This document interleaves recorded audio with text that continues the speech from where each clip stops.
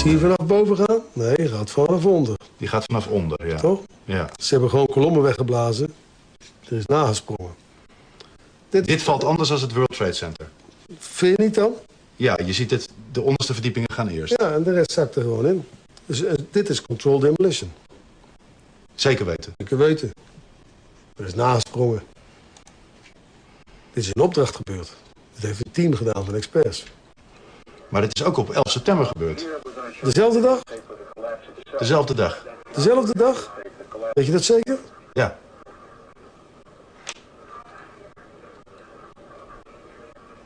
Was het zeker weten de 11e? Dat kan heel waar zijn. 7 uur nadat de World Trade Center naar beneden viel. Ja? Hebben ze hard gewerkt. In het officiële onderzoeksrapport van FEMA staat dat ze niet kunnen verklaren waarom gebouw nummer 7 is ingestort. Uitgebreid bespreken we alle mogelijke oorzaken met Danny Jowenko. Dat weet ik niet precies, maar ze hebben wel... Maar hij blijft erbij dat het gebouw is opgeblazen. Het is vakwerk, zonder meer. Ze weten heel goed wat ze doen, die jongens.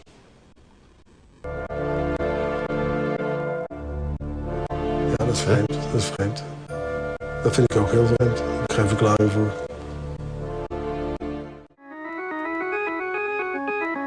Similarly, Larry Silverstein, new leaseholder of the World Trade Center, regretfully declared that a decision was made to pull Building 7 by the end of the day. I remember getting a call telling me that they were not sure they're going to be able to contain the fire. I said, you know, we've had such terrible loss of life. Maybe the smartest thing to do it. And they made that decision to pull. And then we watched the building collapse.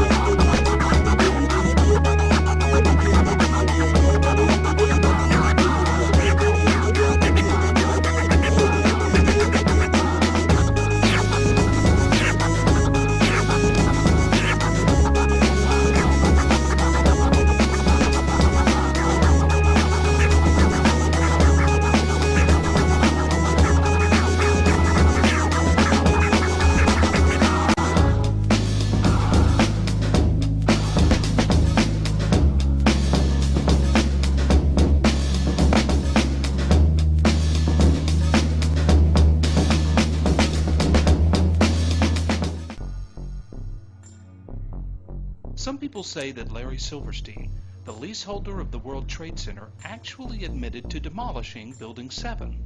They point to a PBS special on the rebuilding efforts in New York, which ran a year after the attacks. I remember getting a call from the fire department commander telling me that they were not sure they were going to be able to contain the fire.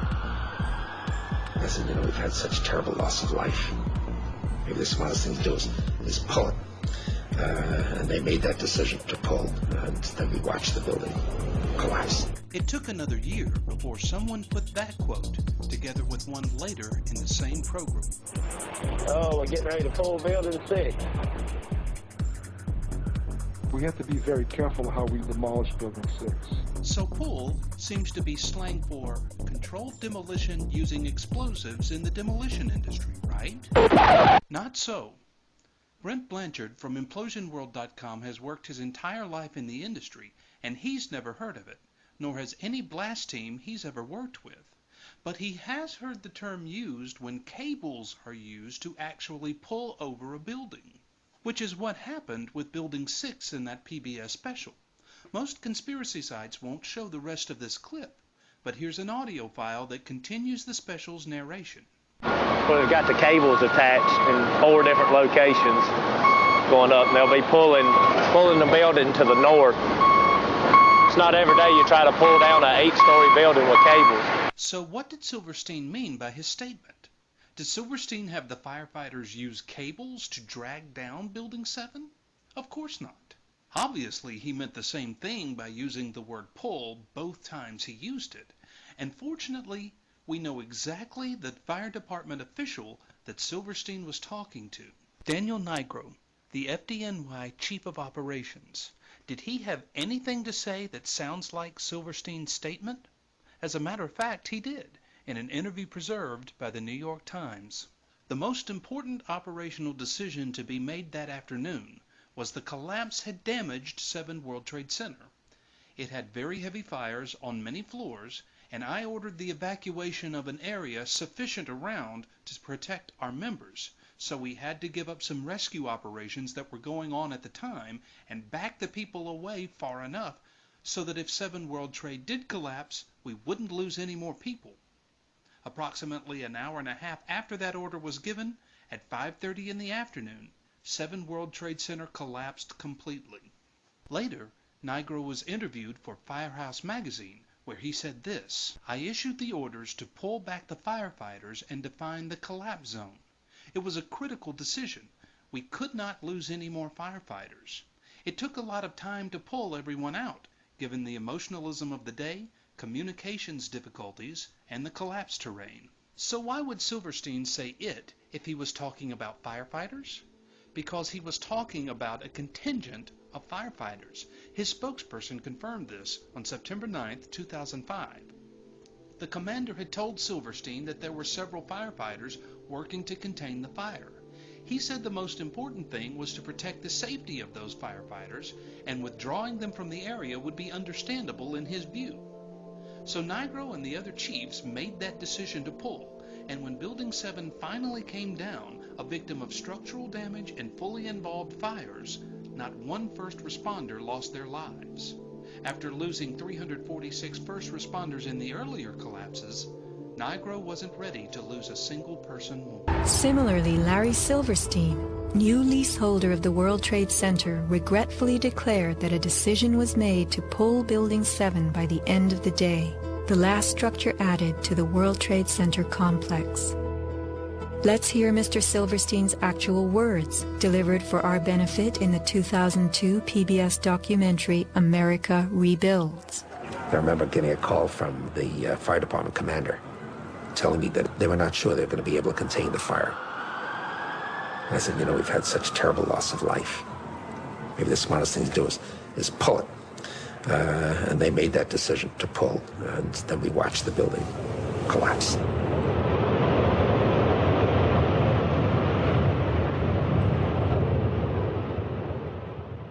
Blast, shoot, blow, and pull are terms used in the demolition industry to refer to bringing down buildings, bridges, and other structures. Because I actually blew the hospital down that I was born in. Originally, we had figured to shoot it, let it drop straight down. Then, watch Demolition Dynamics attempt a big blast. And from Ground Zero's own post-disaster wrecking crew. By mid-December, the Department of Design and Construction had leveled World Trade Center buildings 4 and 5. Hello? Oh, we're getting ready to pull building 6.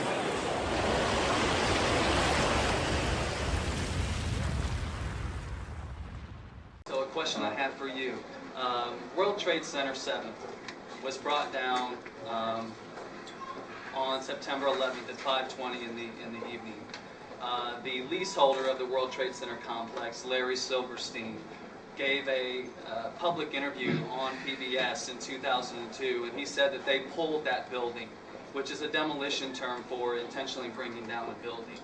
This man made over $5 billion from those buildings' destruction, and I want to know if there was ever a formal investigation into Larry Silverstein, the leaseholder of the World Trade Center complex, and his ties to this entire event.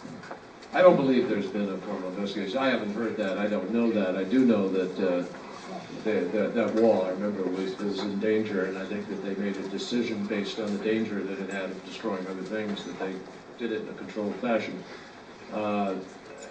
He's part of the reconstruction effort for the memorial and the use of the land, etc. There's been a long tug of war going on in New York. I am not following every aspect of it because it's not in my jurisdiction, so to speak. But I'll check on what the story is. I'll take a look at it based on what you've said. You're the first people anywhere in the country involved with my attention. Well, interestingly enough, the 9/11 Commission report does not even address World Trade Center 7 and the fact that it fell the way that it did. Let me find out about it. I don't know enough about it. It's not in our book, etc.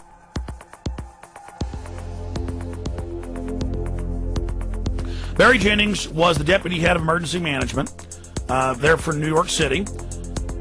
He went into Building 7. There were steaming coffee, sandwiches. They were told, get out of the building with a phone call. They get out. There's explosions that have gone off. He's stepping over dead bodies. And this is before either North or South Tower, the 110-story towers, had fallen. So he had told some local news that, on record that day. We started walking down the stairs. We made it to the 8th floor. Big explosion. Blew us back into the 8th floor. And I turned to Hesh. I said, this is it. We're dead. We're not going to make it out of here. I took a fire extinguisher and I bust the window out. That's when this gentleman here heard my cries for help. So Jason Burmis and Dylan Avery and Corey Rove, they go out a year ago for Loose Change Final Cut. They interview him.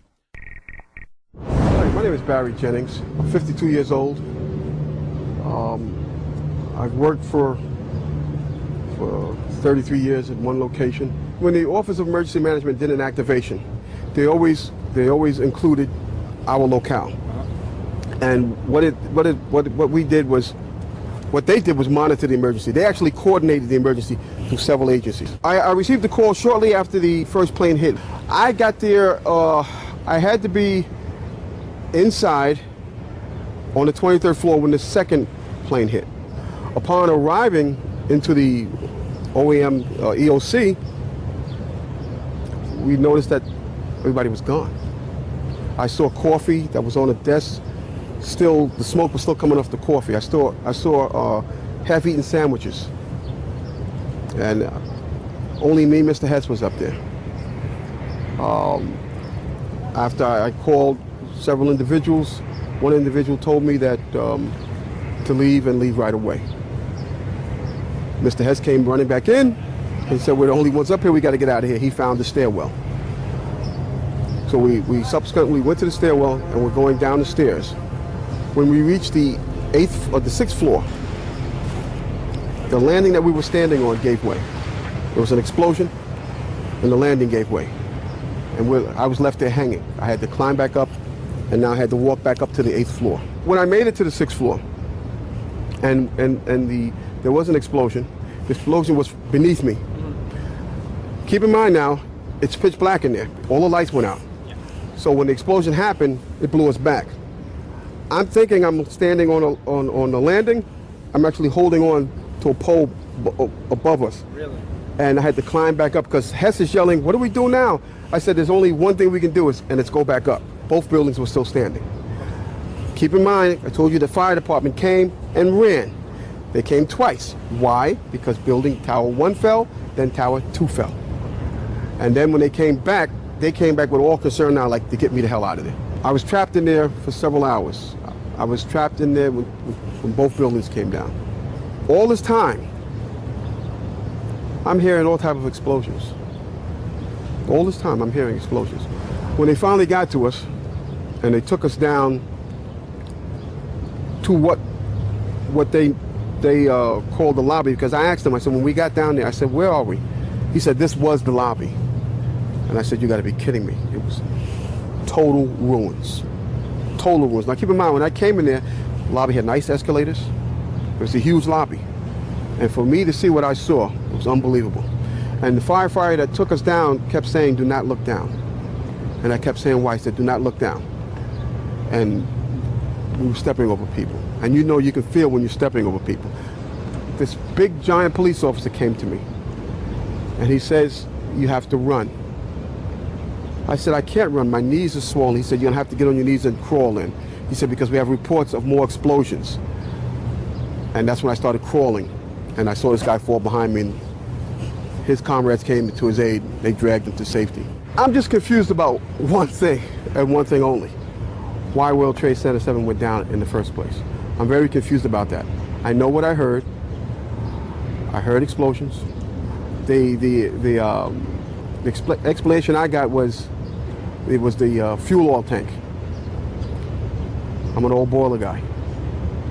If it was a fuel oil tank, it would have been one side of the building. Yes, you can use this footage. Now, suddenly he gets threats. They threaten to fire him. All this stuff happens. And so even though he agrees that we can use it, and we have that contractually, him agreeing to use it, and would be important for the movement, important to get it out. We didn't put it out. I was one of the executive producers on Loose Change Final Cut. Then the BBC backtracks who it is, this Guy Smith guy who came and interviewed me and did this hit piece, a previous hit piece on 9/11, and I'd say, what about Northwoods? What about U.S. troops massing to invade Afghanistan the weeks before? What about all that? And he would, no, that's not going in the piece. Total hit piece. Then at the end of it, he said it was fair and balanced. At the end, he just laughed at me and told me I was a nut, and it was a big joke. I mean, totally disingenuous. Then about a month ago, I was on BBC Radio debating him, and he said he was involved in this new Building 7 piece that's coming out, and they interviewed Barry Jennings for it, and we've seen the trailer. Basically, they edit craftily, and Jennings had been pressured. He said, well, it looked like bodies. I thought it was bodies. It might not have been bodies. I meant the stuff on the floor was like bodies. Key witness to WTC7 explosions, dead at age 53. Ira Hayes. Emergency coordinator, a 9/11 witness, Barry Jennings, has passed away with controversy about WTC7 still hot, as the BBC hit piece and NIST report have been released to counter Jennings' exclusive testimony on explosions inside Building 7. Now, we interviewed him for Loose Change Final Cut. He then, word got out about it. He begged us, saying he'd been threatened, saying his pension had been threatened, his job had been threatened, and other threats. Wouldn't specify what those were if he didn't shut up. Then he didn't really recant. He said, yeah, there were explosions, yeah, before the towers fell in Building 7. And he said, well, it could have been bodies. But earlier he said they were bodies on the ground. Then his boss just came out in the last few weeks and was interviewed by the BBC saying, I never saw explosions, though he had said that on news that day along with Mr. Jennings. Very suspicious that he's dead at 53. Let me just read over this article for everybody and then make some added points on it. Emergency coordinator, 9/11 witness Barry Jennings has passed away, with controversy about WTC7 still hot, as the BBC hit piece and NIST report have been released to counter Jennings' exclusive testimony of explosions inside Building 7.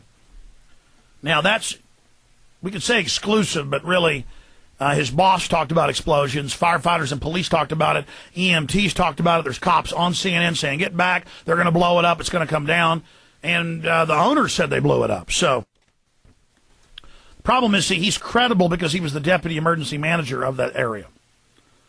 So that's why they had to get rid of him. And I have no doubt they killed him. And there's 95% chance, especially now they're being very secretive. See, people say, well, why 7 years later was he killed? This was all coming out. There was talk of subpoenaing him, that they're about to probably get enough signatures to have it on the ballot for a New York investigation of 9/11. Talk of calling him before a grand jury. The interview was not fully released until 2008 at the request of Mr. Jennings, who had received numerous threats to his job and asked that it be left out of Loose Change Final Cut because of those threats. He'd still be alive, folks. I'm almost 95% sure that it was a murder, especially now how they won't say what caused it. Barry Jennings is dead, and he died a month ago. No one has any details. No one knows anything. His family's being closed-lipped. His bosses and others are being closed-lipped. His employees and people that are under him are being closed-lipped. I mean, we have a right to know. This is the fact that it's being covered up, that is so suspicious. And when this happened is so key. Really a lot of evidence. I mean, this whole thing stinks to high heaven.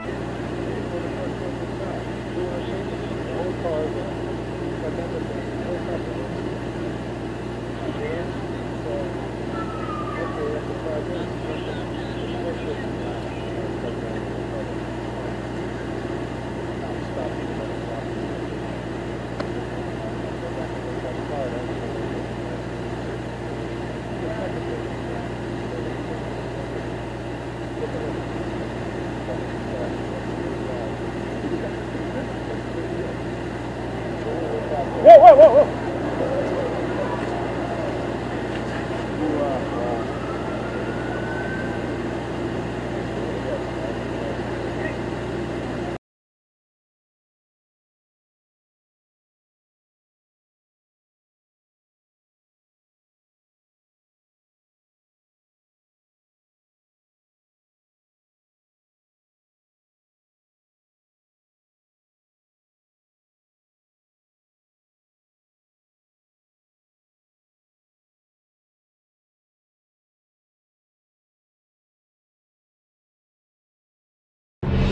Throughout the ages, architects and engineers have designed and built the great structures that have made our world and withstood the test of time. Hi, I'm Ed Asner. Welcome to Architects and Engineers. Let's look now at modern steel frame buildings. This is the Empire State Building, a marvel of modern architecture. It was built to last. Architects and engineers of today use computers to design and engineer buildings that will endure the forces of nature, such as earthquakes, fires, and hurricanes. This modern skyscraper was also built to last.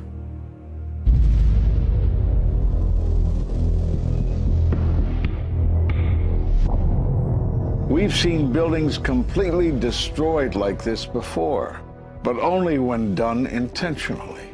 Danny Jowenko is the expert on this in Europe. What did he say? Dit is controlled demolition. Zeker weten. Zeker weten. Er is nagesprongen. Dit is in opdracht gebeurd. Dit heeft een team gedaan van experts. Let's compare. Explosives are used to demolish buildings like this in just seconds. Okay, so it's a controlled demolition. What's the problem with that? Well, it happened on the afternoon of 9/11 at the World Trade Center. Let's just think about this. Controlled demolitions cannot be engineered and rigged in a day. It takes months. And therefore, this event must have been planned in advance. You hear that? Keep your eye on that building. It'll be coming down. The building is about to blow up. Moving back. We are walking back. There's a building about to blow up. Did they actually use the word brought down, and who was it that was telling you this? The fire department. And they did use the word, we're going to have to bring it down. And these people heard explosions. We heard this sound that sounded like a clap of thunder. It looked like there was a shock wave ripping through the building, and the windows all busted out. About a second later, the bottom floor caves out. The building followed after that. Takes his hand off, and you hear 3, 2, 1, and it was boom, boom, boom, boom, boom. And these reporters recognized it as a controlled demolition.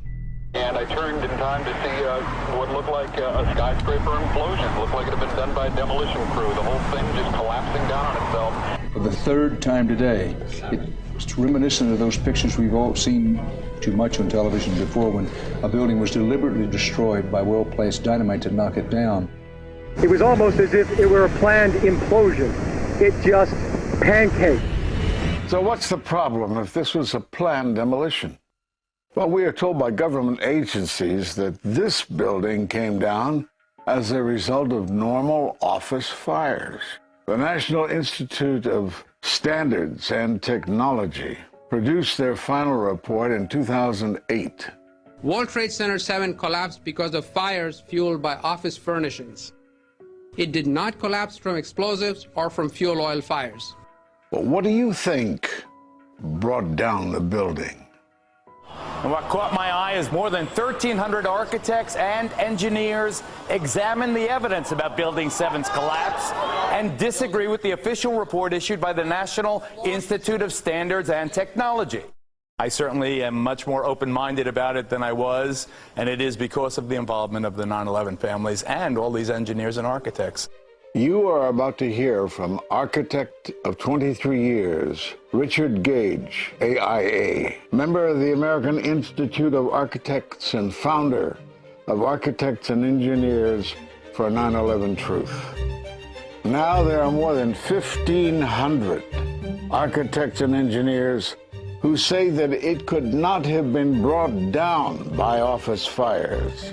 They are backed by 9/11 family members who are calling for an independent, unbiased investigation. I'm Richard Gage. Fires have never before caused the collapse of any skyscraper. even though there are numerous examples of much hotter, larger, and longer-lasting fires in these buildings. And in the case of Building 7, the fire that NIST said started the collapse had actually burned out over an hour before. It could not have caused the collapse, as NIST claims. Yet this 47-story, modern steel-frame skyscraper, which was not hit by an airplane, collapses mostly into its own footprint like a house of cards, as fast as a bowling ball falling off the side of the building, in just under 7 seconds. Listen to the experts. Building number 7 descended in free fall for the first 100 feet, which means that there was absolutely no resistance to the descent whatsoever. NIST has admitted it went into free fall for 8 stories. And going from motionless to free fall instantly, that's a bothersome part of the puzzle because NIST never explained it.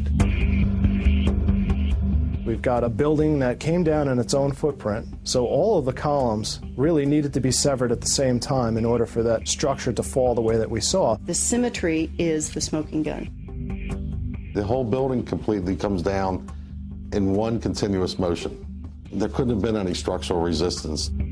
According to NIST, the failure occurred at column 79 on level 12. They're talking about a single columnar collapse or failure that resulted in a total collapse of the building. It is possible that you could have a local failure as a result of a connection failing. But the likelihood of that failure dragging the entire building in such a fashion that all the columns would fail at the same time is an impossibility. Impossibility? Yes. What I saw, it was a classic implosion. The center of the core, the penthouse area, starts to move first, and then the building follows along with it. I'd like to know why NIST excluded the document from FEMA in Appendix C that documented the evidence of melting steel. Why is this forensic evidence not being included in the report? In an office fire, you cannot generate enough heat to melt steel. And yet we have evidence of molten iron. R.J. Lee Company, USGS, and Dr. Stephen Jones's work, all three separately found these microspheres.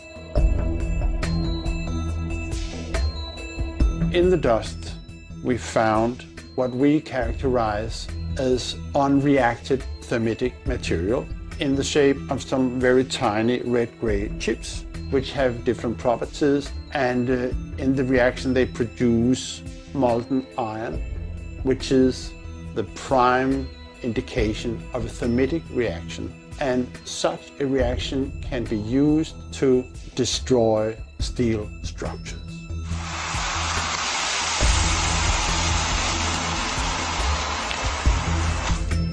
What we have found is a modern version of thermite, which we call nanothermite.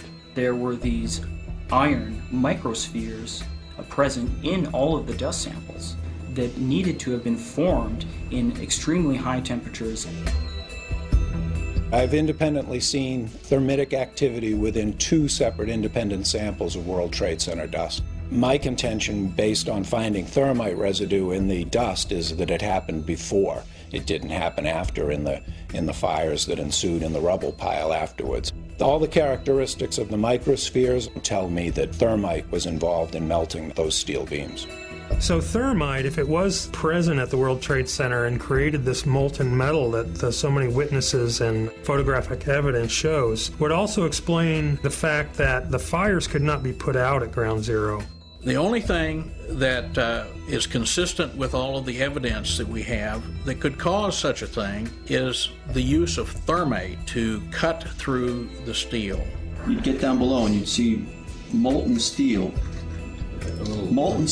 running down the channel rails. Like you're in a foundry. Yeah. Like lava. Like it was lava. From a volcano.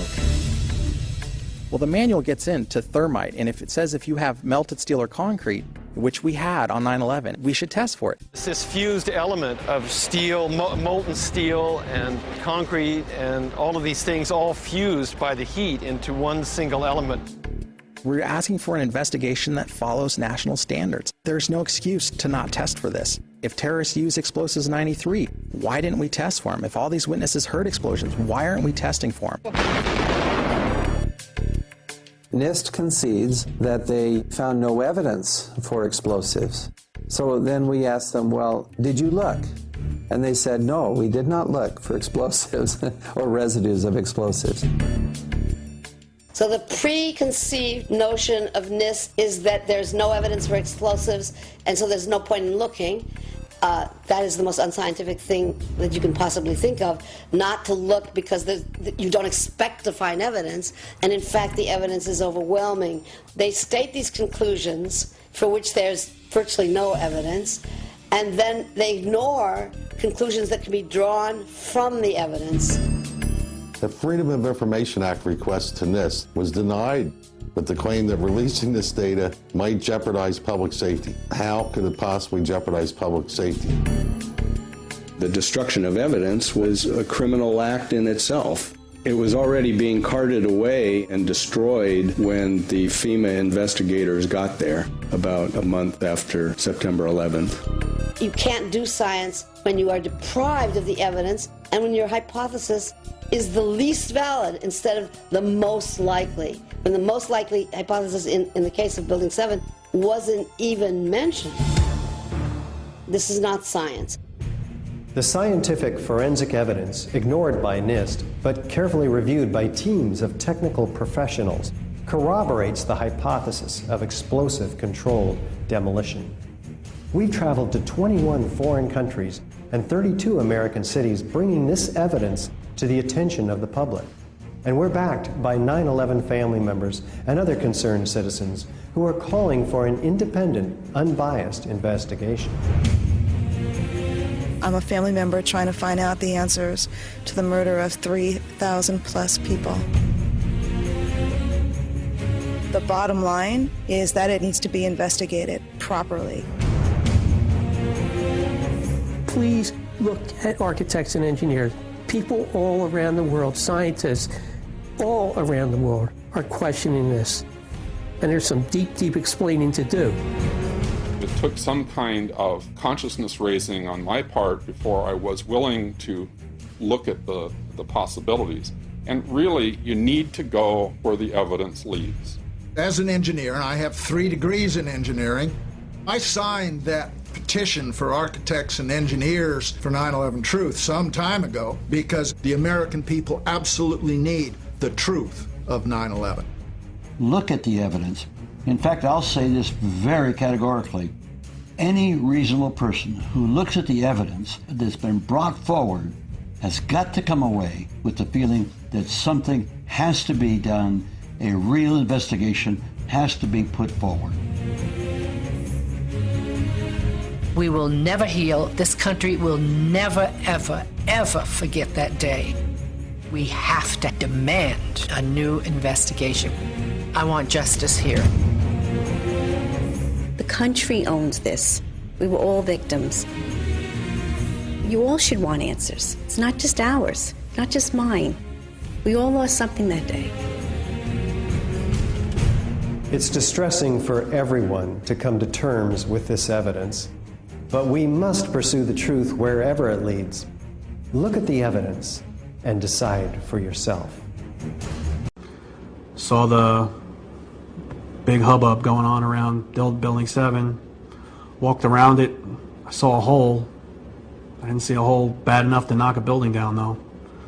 So, yeah, there was definitely fire in the building, but I didn't hear any, maybe this is movie crap. I didn't hear any creaking, or I didn't hear any indication that it was going to come down. And all of a sudden, the radios exploded, and everybody started screaming, "Get away, get away, get away from it!" And I was like a deer in the headlights, and I look up, and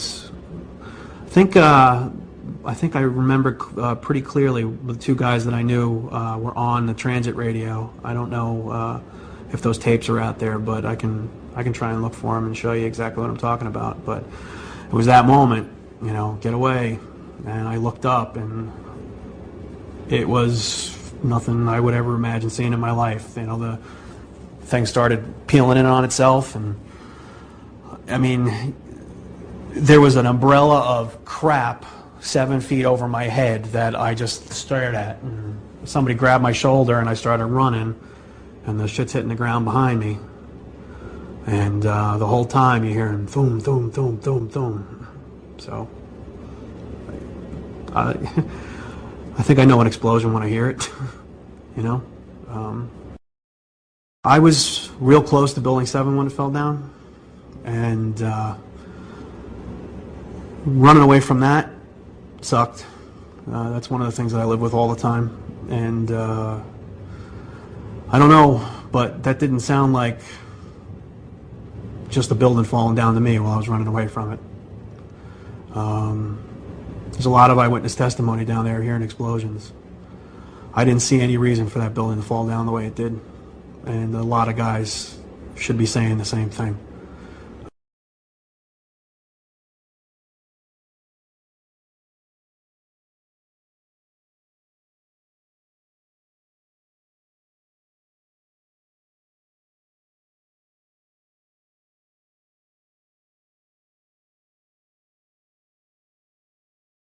Jane, what more can you tell us about the Salomon Brothers building and its collapse? Well, only really what you already know. Details are very, very sketchy. There's almost a sense downtown in New York behind me, down by the World Trade Centers, of just an area completely closed off as the rescue workers try to do their job. But this isn't the first building that has suffered as a result. We know that part of the Marriott Hotel next to the World Trade Center also collapsed as a result of this huge amount of falling debris from 110 floors of the two twin towers of the World Trade Center. As you can see behind me, the Trade Center appears to be still burning. We see these huge clouds of smoke and ash, and we know that behind that there's an empty piece of what was a very familiar New York skyline, a symbol of the financial prosperity of this city. But people don't really know what to say or what to think. I think they feel the bubble of their security as being in America has definitely been popped. This city and this country will not be the same.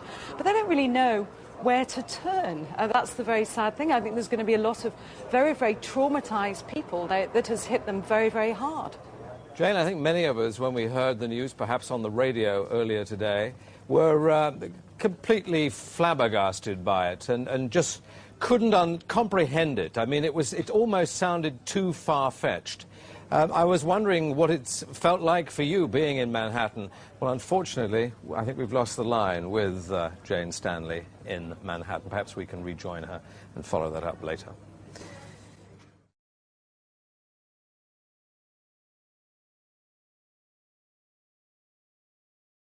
Bon, petite précision quand même, là c'est un peu abusé. Les mecs ils accusent la BBC d'avoir su que le bâtiment 7 allait s'effondrer.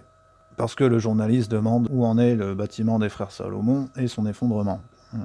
Bon, sachant que les deux tours jumelles se sont pété la gueule juste avant, et que le bâtiment 7 a brûlé 7 heures, ou en tout cas est en train de brûler à ce moment-là, c'est un peu normal que le mec demande où en est son effondrement, parce que ils ont vu deux tours enflammées juste avant s'effondrer, donc c'est peut-être normal aussi qu'ils se demandent où en est la structure du bâtiment 7 et son effondrement du coup. Donc c'est peut-être un peu raccourci comme question, mais je pense pas que le mec savait que le bâtiment 7 allait s'effondrer. Cependant, en janvier 2017, un grand immeuble à structure en acier s'est effondré à Téhéran en Iran à cause d'un incendie.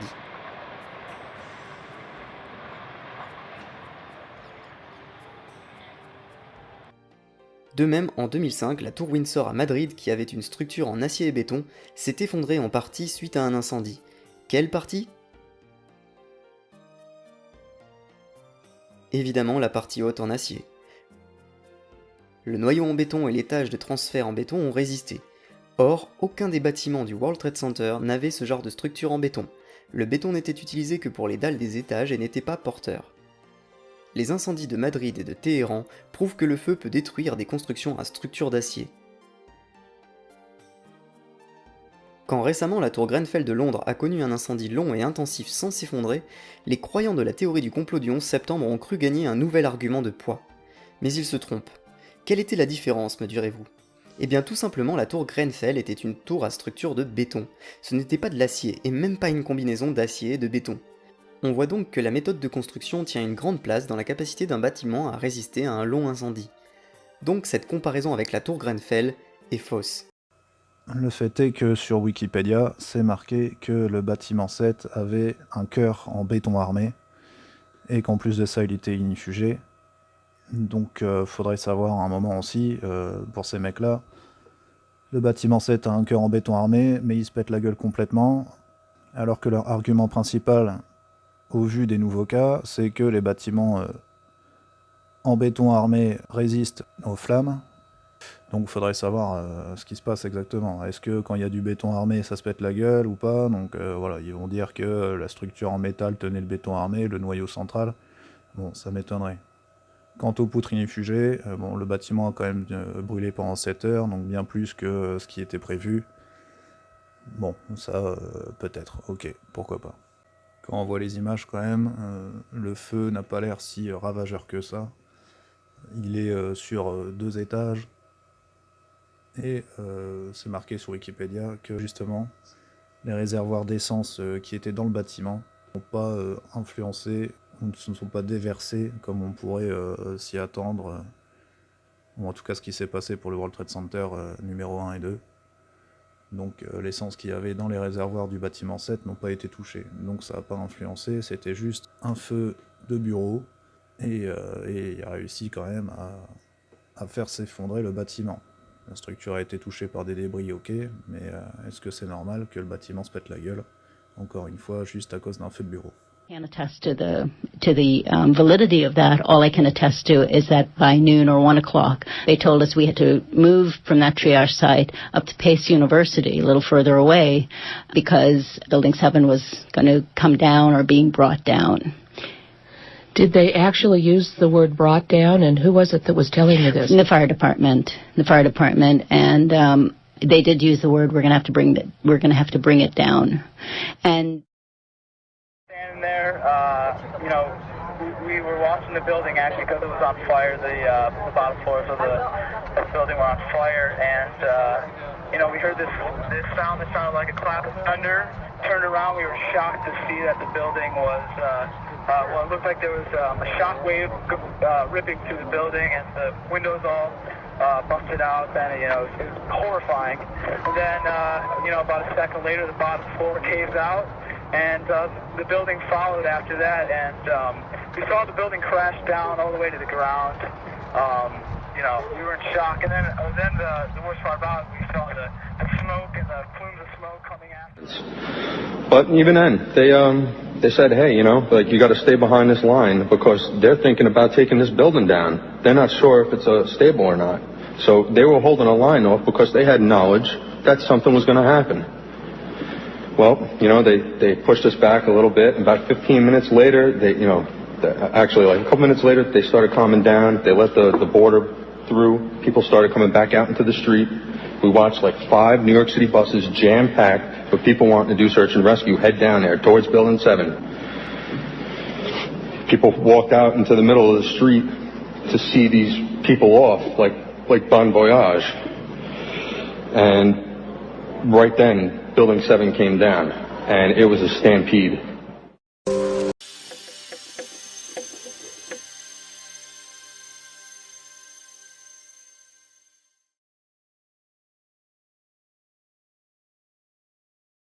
New York City, 2001. No tall building had ever collapsed primarily due to fire. But that's exactly what investigators believe happened to the 47-story World Trade Center Building 7 on September 11th.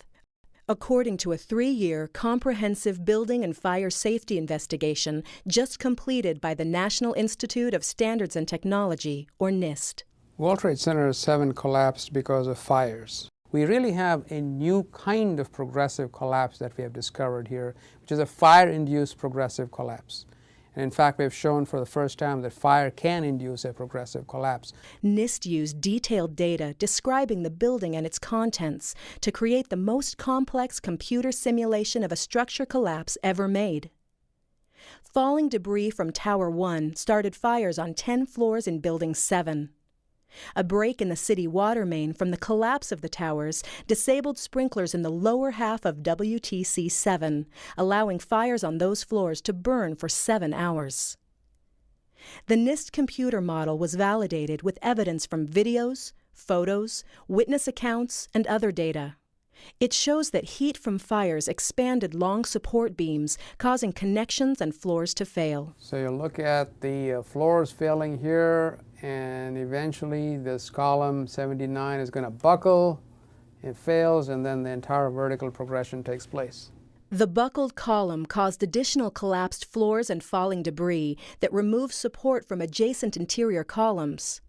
A chain reaction then caused other interior columns to fail in quick succession. The outside shell of the building fell. The NIST team found no evidence that explosives were involved in the collapse. And our analysis showed that even the smallest explosive charge that was capable of bringing down the critical column in the building, had it occurred, we would have seen sound levels of 120 to 130 decibels about a half a mile away. That would have been an incredibly loud sound, and that sound was not picked up by any of the videos or witnesses that we have talked to. The team found that World Trade Center 7's design was generally consistent with the relevant building codes when it was built. Our high-rise buildings in this country are very, very safe. Having a collapse of this nature is a very rare event.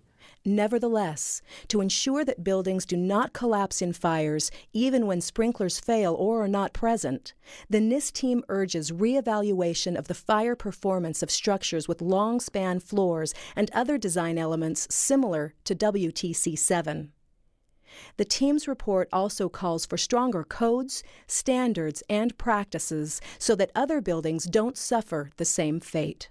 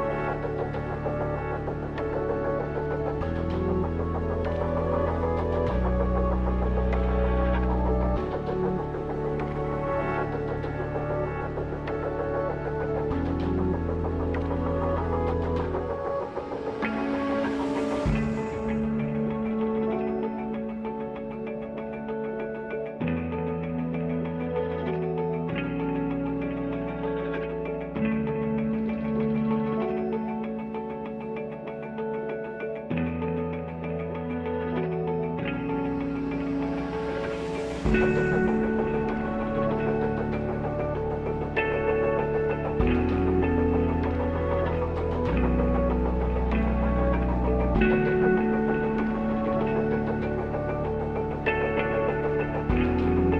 I turned in time to see what looked like a skyscraper implosion. It looked like it had been done by a demolition crew. It was almost as if it were a planned implosion. It just pancaked. Amazing, incredible, pick your word. For the third time today, it's reminiscent of those pictures we've all seen too much on television before when a building was deliberately destroyed by well-placed dynamite to knock it down.